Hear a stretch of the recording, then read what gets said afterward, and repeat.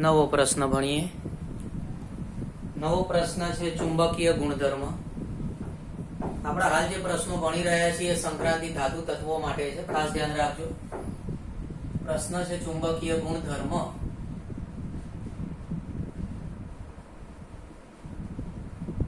કોના માટે આપણે એનો અભ્યાસ કરવાનો છે? સંક્રાંતિ તત્વો જે ખરા એના ચુંબકીય ગુણધર્મની વાત કરવાની છે. ચુંબકીય ગુણધર્મ વિશે આપણે પહેલા પાઠમાં પણ શીખેલા છીએ, બરાબર? જે પદાર્થ ચુંબકીય ક્ષેત્રમાં આકર્ષણ અનુભવે, જે પદાર્થ ચુંબકીય ક્ષેત્રમાં આકર્ષણ અનુભવે, જેને આપણે અનુચુંબકીય પદાર્થ કહીએ છીએ. અનુચુંબકીય પદાર્થ જેમાં અયુગ્મિત ઇલેક્ટ્રોનની હાજરી હોય છે. અયુગ્મિત ઇલેક્ટ્રોનની હાજરીના લીધે પદાર્થ અનુચુંબકીય બનશે. અનુચુંબકીયનો અર્થ ચુંબકીય ક્ષેત્રમાં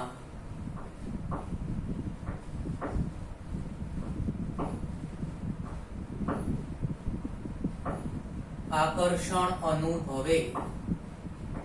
ચુંબકીય ક્ષેત્રમાં આકર્ષણ અનુભવશે, જેને આપણે અનુચુંબકીય પદાર્થ કહીએ છીએ. કોના લીધે જોવા મળશે? અયુગ્મિત ઇલેક્ટ્રોનના લીધે.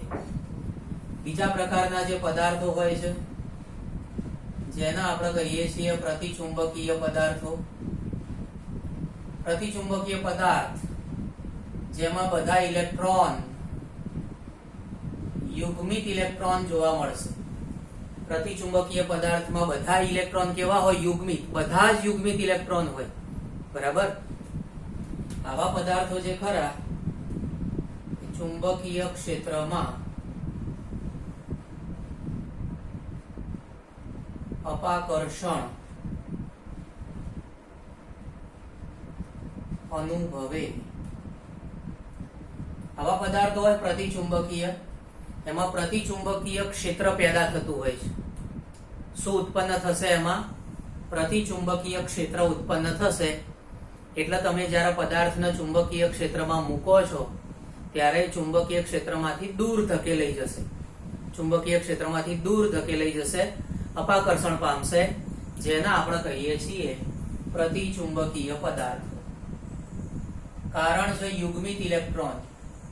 યુગ્મિત ઇલેક્ટ્રોનમાં એક પ્રકારનું વિશિષ્ટ પ્રકારનું ભ્રમણ થતું હોય છે, જેને આપણે કહીએ છીએ લાર-મોર ભ્રમણ. કયા પ્રકારનું ભ્રમણ થાય? લાર-મોર ભ્રમણ થાય. એના લીધે પ્રતિચુંબકીય ક્ષેત્ર પેદા થશે, અને એ પ્રતિચુંબકીય ક્ષેત્ર પેદા થવાથી પદાર્થ ચુંબકીય ક્ષેત્રમાં અપાકર્ષણ અનુભવે. અનુચુંબકીય પદાર્થની વાત કરીએ તો પદાર્થમાં અયુગ્મિત ઇલેક્ટ્રોન હોય. આવા જે અયુગ્મિત ઇલેક્ટ્રોન હોય છે એ અયુગ્મિત ઇલેક્ટ્રોન બે પ્રકારનું ભ્રમણ કરતા હોય છે. પોતાની ધરી ઉપર પણ ભ્રમણ કરશે, કક્ષકમાં પણ ભ્રમણ કરશે. એટલે ઇલેક્ટ્રોન જે ખરા એ બે પ્રકારનું ભ્રમણ કરતા હોય છે, બરાબર? એક છે એની ધરી ઉપરનું ભ્રમણ, બીજું છે એનું કક્ષકીય ભ્રમણ. ઓકે, આ જે ધરી ભ્રમણ છે પોતાની ધરી ઉપર જે ફરે છે એના લીધે છે, બરાબર? અને આ કક્ષકમાં ભ્રમણ થાય એ કક્ષકીય ભ્રમણ કહેવાય. દાખલા તરીકે પૃથ્વી છે પોતાની ધરી ઉપર ફરે છે. પૃથ્વી પોતાની ધરી ઉપર ફરે એટલે દિવસ રાત થાય. પહેલા પૃથ્વી પોતાની ધરી ઉપર આમ ફરતું રહેશે, અને એના લીધે શું થાય છે? દિવસ રાત થતા હોય છે. ઓકે, તો એ જે પૃથ્વી પોતાની ધરી ઉપર ફરે છે ધરી ભ્રમણ છે. ઇલેક્ટ્રોન પણ પોતાની ધરી ઉપર ફરે છે, જેને આપણે ધરા ભ્રમણ કહીશું, બરાબર?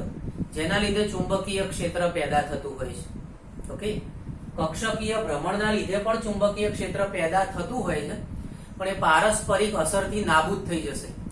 કક્ષકીય ભ્રમણના આધારે જે ચુંબકીય ક્ષેત્ર પેદા થાય, ચુંબકીય ક્ષેત્ર પેદા થાય એ પારસ્પરિક અસરથી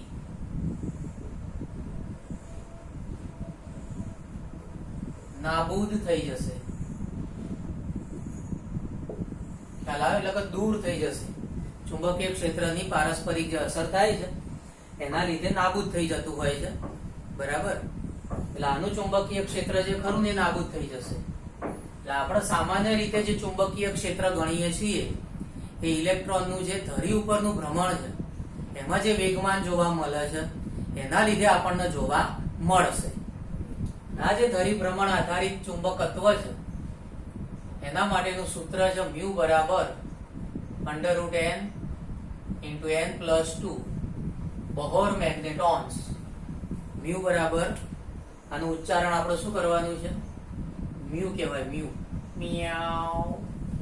શું કહેવાશે એને? મિયાવ મિયાવ. શું કહેવાશે? મિયાવ. તો આ છે મ્યુ, મિયાવ. તો મ્યુ બરાબર √n × n+2 બોહર મેગ્નેટોન્સ, જ્યાં n બરાબર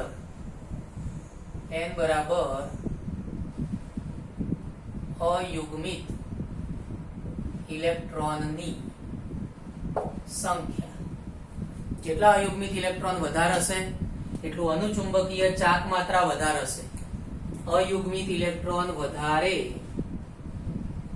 અયુગ્મિત ઇલેક્ટ્રોન વધુ એ મુજબ અનુચુંબકીય ચાક માત્રા વધુ જોવા મળશે.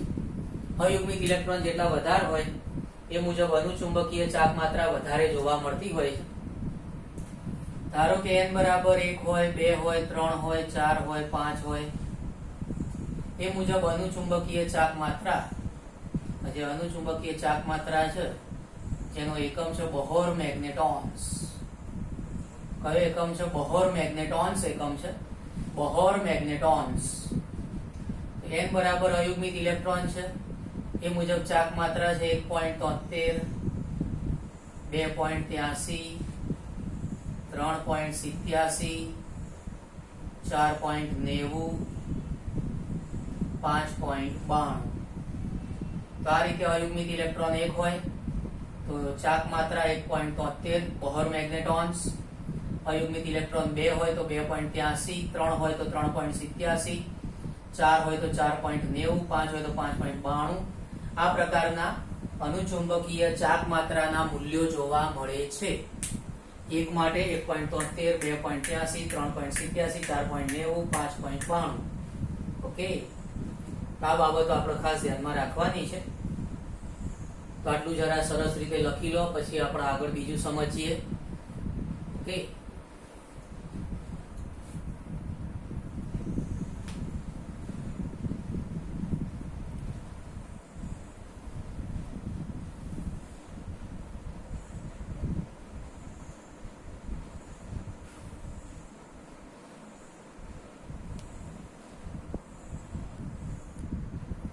તો આ રીતે આપણે ધ્યાનમાં રાખવાનું છે. ચુંબકીય ગુણધર્મોમાં સંક્રાંતિ તત્વો છે, અનુચુંબકીય પ્રતિચુંબકીય ગુણધર્મો દર્શાવતા હોય છે. એમાં મોટા ભાગના હોય બધા અનુચુંબકીય રહેતા હોય છે, કેમ કે એમાં અયુગ્મિત ઇલેક્ટ્રોન હોય. અયુગ્મિત ઇલેક્ટ્રોન હોય એટલે ચુંબકીય ક્ષેત્ર પેદા થશે, એટલા માટે એ અનુચુંબકીય બનશે. તો અનુચુંબકીય એટલે ચુંબકીય ક્ષેત્રમાં આકર્ષણ અનુભવશે. કોના લીધે થાય? અયુગ્મિત ઇલેક્ટ્રોનના લીધે, બરાબર. એટલે ધરી ભ્રમણ થતું હોય છે. બીજું કક્ષકીય ભ્રમણ હોય. કક્ષકીય ભ્રમણમાં શું થાય? તો ચુંબકીય ક્ષેત્ર પેદા થાય, પારસ્પરિક અસરથી નાબૂદ થતું હોય છે, બરાબર. આના માટે ચોપડીમાં શબ્દ આપેલો શમિત થાય. શમિત, શમિત થાય એટલે કે નાબૂદ થાય, દૂર થાય. ખ્યાલ આવ્યો? અથવા જતું રહેશે. અન્ડરસ્ટેન્ડ? બીજી બાબત આપણે ધ્યાન રાખીએ, અહીં આગળ પ્રતિચુંબકીય પદાર્થ હોય એમાં બધા જ ઇલેક્ટ્રોન યુગ્મિત હોય. ખાસ યાદ રાખવાનું કે 50 ઇલેક્ટ્રોન યુગ્મિત હોય પણ એક જ અયુગ્મિત હોય. 50 ઇલેક્ટ્રોન યુગ્મિત હોય પણ એક જ ઇલેક્ટ્રોન અયુગ્મિત હોય. તો અયુગ્મિત હોય તો અનુચુંબકીય થાય. ખાસ યાદ રાખવાનું, એકાદ ઇલેક્ટ્રોન પણ જો અયુગ્મિત હોય, એકાદ ઇલેક્ટ્રોન પણ જો અયુગ્મિત હોય તો પદાર્થ કેવો થશે? અનુચુંબકીય ગુણધર્મ દર્શાવશે. તો આ બાબત આપણે ખાસ ધ્યાનમાં રાખવાની છે. આ ચાક માત્રાના મૂલ્યો મોઢે રાખી લેશો તો ફાયદો થશે, બરાબર. પાઠ્યપુસ્તકમાં આ જે મૂલ્ય ખરું 2.83 એની જગ્યાએ 2.84 આપેલું છે. ખરેખર તમે ગણતરી કરો ને તો 2.83 જ આવે, બરાબર, પણ છતાં એ લોકો પાઠ્યપુસ્તકમાં 2.84 આપેલું છે. ઓકે. બીજી બાબત ધ્યાનમાં રાખવાનું છે કે અનુચુંબકીય પદાર્થ ચુંબકીય ક્ષેત્રમાં આકર્ષણ અનુભવે છે. ખૂબ જ પ્રબળતાથી આકર્ષણ અનુભવશે, ખૂબ જ પ્રબળતાથી આકર્ષણ અનુભવે તો એવા પદાર્થને આપણે કહીએ છીએ લોહ ચુંબકીય પદાર્થ.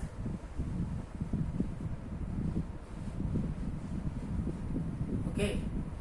કેવા પદાર્થ કહીશું? ખૂબ જ પ્રબળતાથી જેના આકર્ષણ અનુભવાતું હોય એવા પદાર્થને આપણે લોહ ચુંબકીય પદાર્થ કહીએ છીએ. એટલે અનુચુંબકીય પદાર્થનું એક વધારે સારું સ્વરૂપ અથવા ઊંચું સ્વરૂપ અથવા ચરમ સ્વરૂપ કયું ગણાશે? લોહ ચુંબકીય પદાર્થ ગણાશે.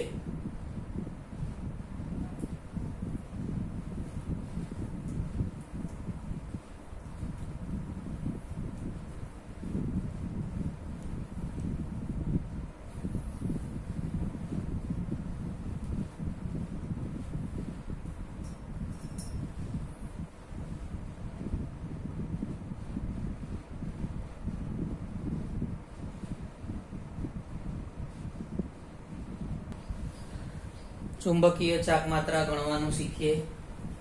ચુંબકીય ચાકમાત્રા કઈ રીતે ગણવી આપણે શીખીએ. ધારો કે તમને કહેલું હોય સ્કેન્ડિયમ 3+ એની ચુંબકીય ચાકમાત્રા ગણો, બરાબર. તો સૌથી પહેલા તો તમારે એ જોવાનું કે સ્કેન્ડિયમ કયું તત્વ છે? 21 નંબરનું તત્વ છે. સ્કેન્ડિયમની ઇલેક્ટ્રોન રચના છે આર્ગોન 4s2 3d 1 ઇલેક્ટ્રોન રચના છે.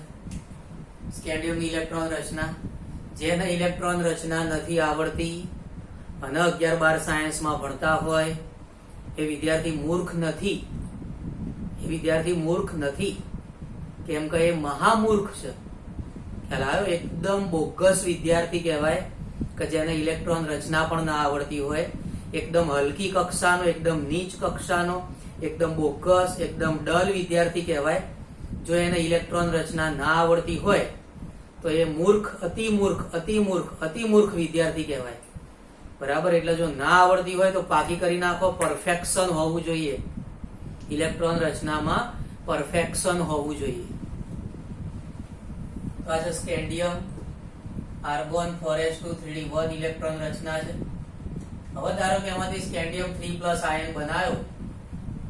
સ્કેન્ડિયમ 3+ નો અર્થ એવો થાય કે આપણે આમાંથી 3 ઇલેક્ટ્રોન દૂર કરવાના છે. 3 ઇલેક્ટ્રોન દૂર કરવાના છે.